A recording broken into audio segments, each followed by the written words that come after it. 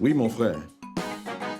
Je pense sérieusement revoir ma stratégie pour cette campagne électorale. Oui, une alliance ne me ferait pas de mal. Bien au contraire. Surtout si cela me permet d'écarter définitivement le Parti socialiste de la course. Exact. Je pense à Kamdem. Oui.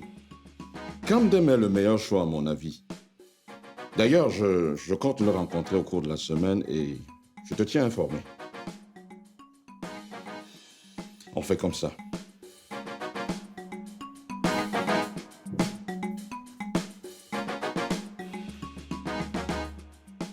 Ainsi, tu comptes faire alliance avec Kamdem? C'est une bonne idée, non? Je ne suis pas d'accord. Je t'ai déjà dit de t'allier au candidat Owono Jackson. Il est l'espoir de la jeunesse. Laisse tomber cet Owono. Tu veux comparer Owono Jackson à Kamdem? J'estime que Kamdem, en tant qu'opposant historique dans cette région, pèse plus lourd que ce jeune Owono dont tu parles. Je ne partage pas ton avis. Kamdem est certes un opposant historique, comme tu l'as dit. Il est aussi un perdant historique. Combien de fois a-t-il déjà posé sa candidature au poste de gouverneur? 5 fois. Combien de fois a-t-il gagné? 0. C'est avec ce genre de personne que tu veux faire alliance? Avec un éternel perdant? Le jeune Owono a plus de chances de gagner ces élections que lui. Dédi, arrête. Tu vas quand même pas m'apprendre mon métier. Que connais-tu des rouages politiques? Je suis homme politique depuis plus de 20 ans. Je sais d'avance quelles sont les alliances qui sont à même de me produire des résultats explosifs. Alors arrête de te mêler de ce que tu ne comprends pas. Si tu es si malin, mon cher époux, comment tu n'as pas pu t'apercevoir que la présidente de l'Assemblée régionale te poignardait dans le dos? Tu as été évincé à la tête de liste du Parti socialiste au profit de Limba. Dédi, ça suffit. Tu m'offenses sérieusement. J'ai décidé de m'allier à Kamdem. Et je le ferai. Alors, je ne te permets pas de discuter mes décisions. Je ne veux pas que tu t'allies à Kamdem. Si tu n'as pas la vision et la bonne lecture du champ politique pour la région de Makwa, moi j'en ai. Tu as l'obligation de t'allier à un camp gagnant. Je veux être l'épouse d'un haut cadre de l'administration.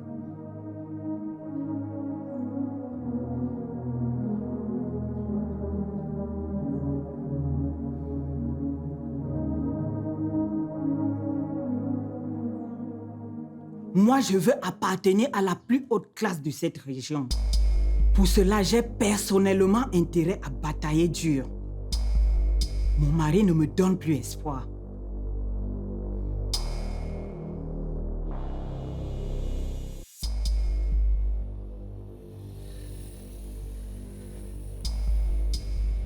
Écoutez-moi, commandant.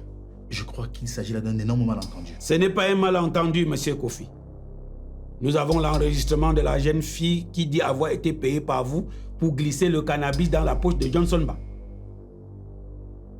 Et au cas où vous voulez douter, sachez qu'elle nous a aussi remis un enregistrement qu'elle a fait pendant que vous étiez en train de lui donner de l'argent et le cannabis à mettre dans la poche de Johnson Ba. Prends ce cannabis. Fais l'effort de mettre dans la poche de Johnson pendant votre fête. Voici 100 000. 100 000 pour ce travail.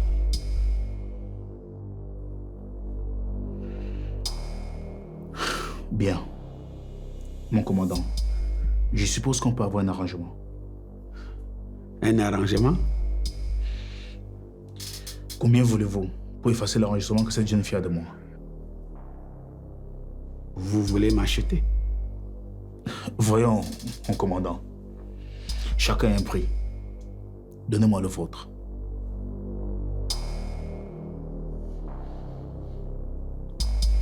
Je vais faire comme si je n'ai rien écouté pour ne pas ajouter une tentative de corruption aux charges déjà retenues contre vous. Sachez que vous allez faire face à la justice. Et vous ferez mieux d'appeler votre avocat que de rester là à essayer de me corrompre. Monsieur Kofi, vous êtes cuit.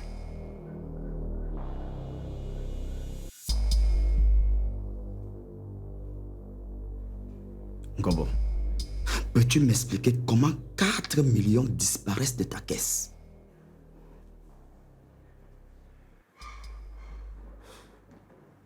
Monsieur, je n'en reviens pas. Trouve-moi rapidement cet argent, si tu ne veux pas finir en prison. Monsieur, franchement, je ne comprends pas. Tu ne comprends rien? Qui comprend le Ngombo? Quelqu'un peut m'expliquer comment 4 millions disparaissent de ta caisse? Je ne sais pas. Franchement, je ne sais pas. Ok. Comme tu ne sais pas, je vais donc appeler la police. Ils vont t'arrêter pour vol. Monsieur, Boss, attendez. Il doit y avoir une explication.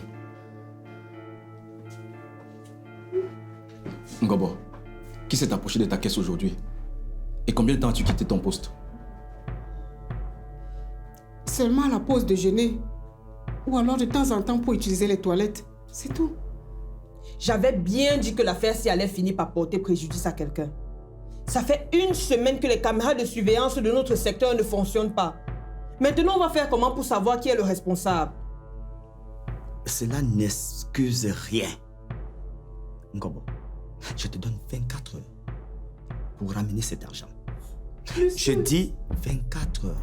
Sinon, tu peux déjà te préparer pour descendre en prison. Non, nous n'allons rien faire du tout, Madame Ba.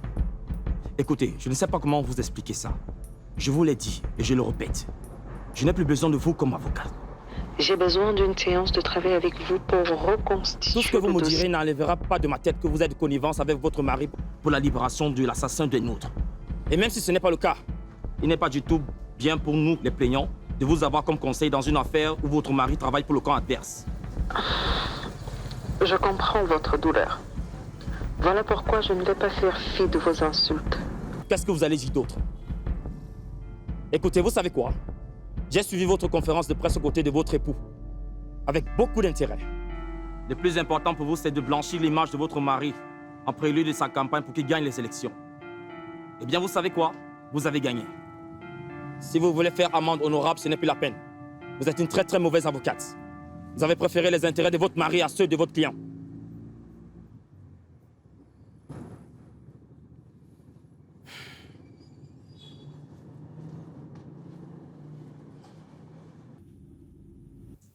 C'est bon, cesse de pleurer, chérie.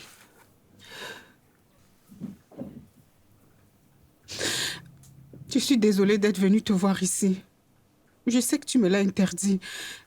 Mais j'étais tellement désespérée, Ellie. Je ne sais pas comment j'ai pu perdre cet argent. Je ne m'éloigne jamais de ma caisse. Il s'agit de combien, tu as dit? 4 millions. Ok. Je vais voir ce que je peux faire. Je promets de t'aider. Il faut vraiment m'aider, Ellie. Je t'en prie, je ne veux pas aller en prison. Calme-toi, chérie. On va résoudre ce problème-là. Hein? Pleure pas. Ça va aller.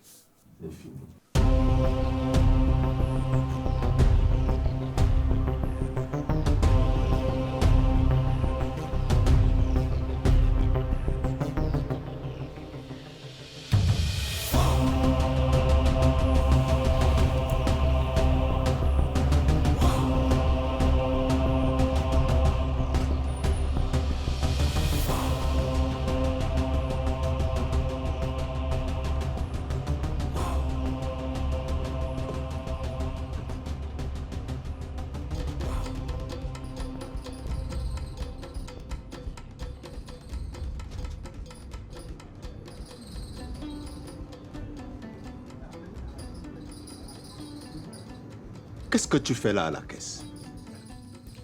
Je vais désormais travailler ici. Je dois garder un œil sur toi. Où est Clarence? Je l'ai licenciée. Elle s'intéresse amoureusement à toi. Merde. Écoute, madame, ce n'est ni le moment de me souiller, ni le moment de me discréditer. C'est une période électorale. Depuis que nous sommes ensemble, tu m'as déjà vu avec quelle femme? Avant, il n'y avait que des personnes mûres qui travaillaient ici. Mais depuis que tu as recruté ces jeunes filles qui ont des longs yeux, ah là, monsieur, je me dois d'être prudente.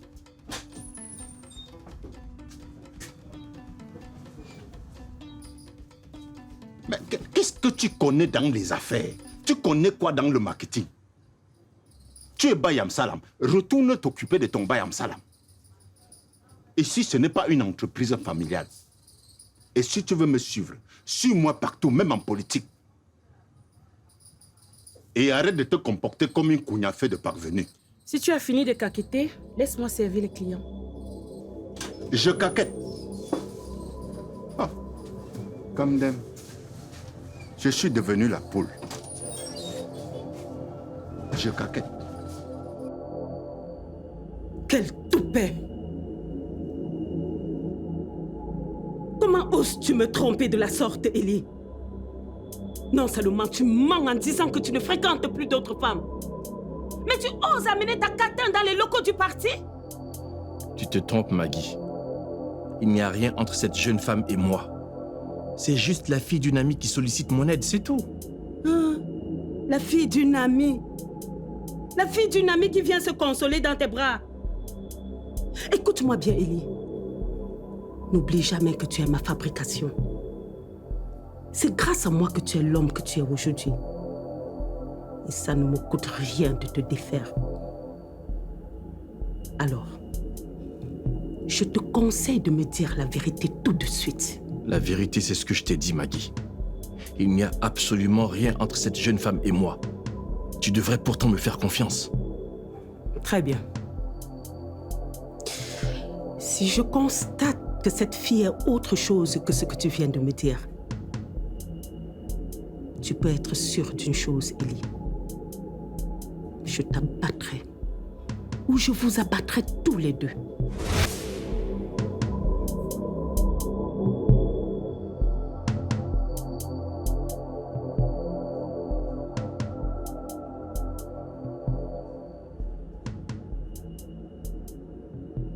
Jusqu'à quand Elimba sera-t-il un boulet que je traîne derrière moi? Encore une fois, je me retrouve mêlée malgré moi dans les frasques de mon mari et ça empiète sur ma carrière. Mon client m'a dit qu'il ne me fait plus confiance. Il est persuadé que je manigance avec Elimba pour clore l'affaire dans le seul but de favoriser sa campagne électorale.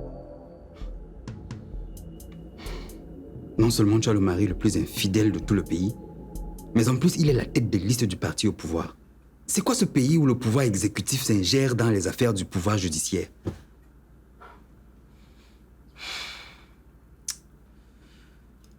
Je ne supporte plus Elimba. Être son épouse, c'est comme une malédiction. Je t'avais demandé de le quitter depuis longtemps. Tu ne m'as pas écouté. Tu ne m'écoutes jamais. Maintenant, il est trop tard. Qu'est-ce que tu veux dire? Fatih, si tu quittes Elimba maintenant, en pleine période électorale, cruciale pour sa carrière politique, ce sera vu comme une trahison et tu auras tout le Parti socialiste sur le dos. Et tu sais de quoi ils sont capables. Ah, grand frère, je reconnais enfin là ta sagesse. Je te félicite d'avoir retrouvé la raison. Tu conviens enfin avec moi qu'il n'est pas judicieux pour Fatima de quitter son mari à la veille des élections. Surtout qu'elle est sur le point de devenir première dame de la région. Toute la famille doit être soudée derrière Elimba. Il s'agit quand même de notre avenir à tous. Ferme ta bouche. Je n'aime pas Elimba et je ne l'aimerai jamais. Je ne suis même pas convaincu de sa sincérité politique. Ce que je fais là, c'est pour nous protéger. C'est pour notre sécurité. Peu importe la raison, grand frère. Nous avons désormais le même objectif et ça, c'est le plus important pour moi.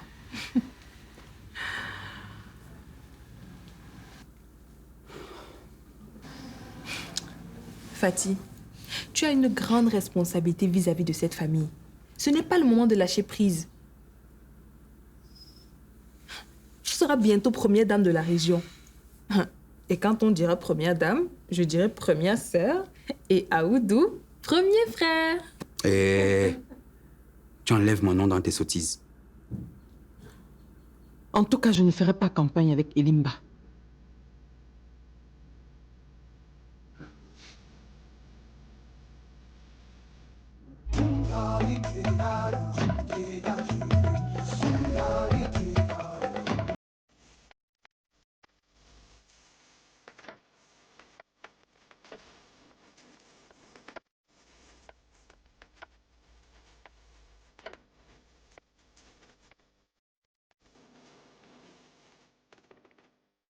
Je suis tellement heureuse que tu sois libre, Johnson.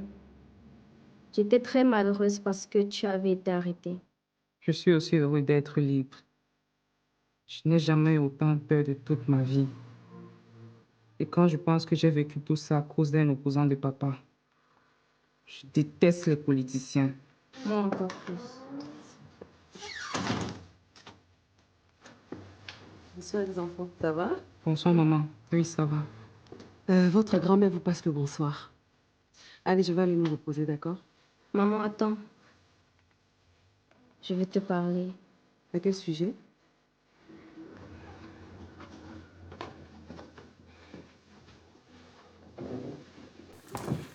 Maman, il faut que tu convainques papa de laisser la politique. Pardon? Capoel a raison, maman. Te rends-tu compte que j'ai été arrêtée et envoyée en cellule à cause de la candidature de papa? Son opposant est allé jusqu'à me faire accuser de fumeur de cannabis. Jusqu'où ça ira la prochaine fois? Maman, la carrière politique de papa nous rend tous malheureux. Je vous comprends, les enfants. Mais je ne peux pas demander une telle chose à votre père parce que même si je le voulais, de toutes les façons, c'est trop tard pour moi de lui demander de mettre fin à sa carrière politique.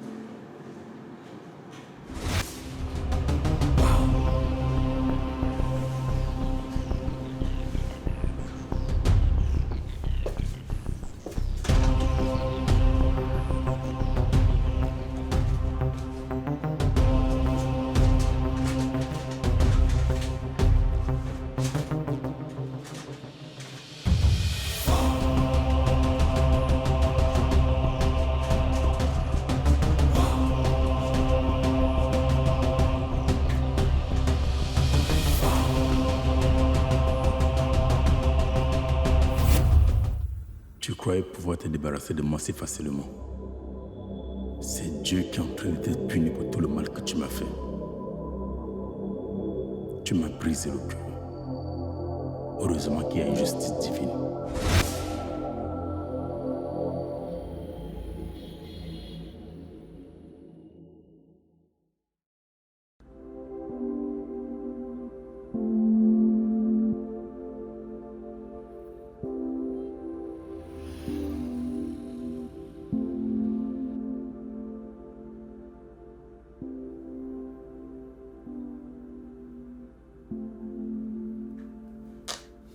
Je vous ai convoqué ce jour, car depuis un certain moment, mon corps devient de plus en plus flageolant.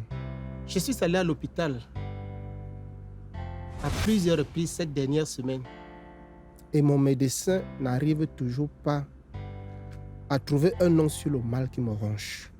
Cette réunion est donc une mesure de précaution au cas où quelque chose m'arrive.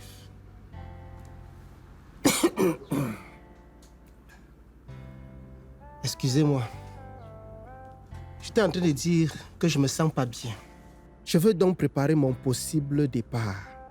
S'il arrive malheur, vous savez bien que c'est mon vice, Jerry Moulemba, ici présent, qui sera le gouverneur. J'exhorte donc ce dernier à travailler main dans la main avec Ekoto, qui sera de ce fait le numéro 2 du parti dans la région. Margaret, Je vous prie de veiller à cela.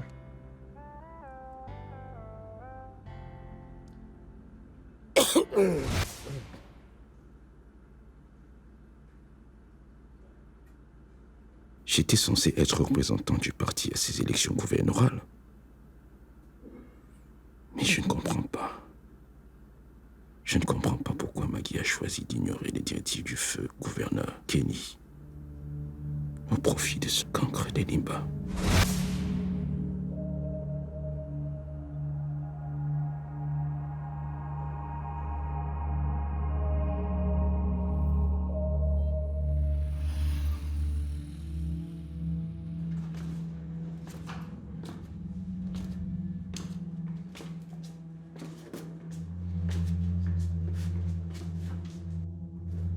Votre attention, s'il vous plaît. Vous savez tout ce que j'ai eu un manquant de 4 millions hier dans ma caisse. Je suis convaincue que c'est quelqu'un de cette maison qui m'a crié ce manquant. Je tiens donc à dire au coupable que j'ai consulté un marabout et il a donné 4 heures pour remettre cet argent à sa place. Sinon, moi, s'en suivra. Passé ces 4 heures, je ne serai pas responsable de ce qui va arriver. Voilà.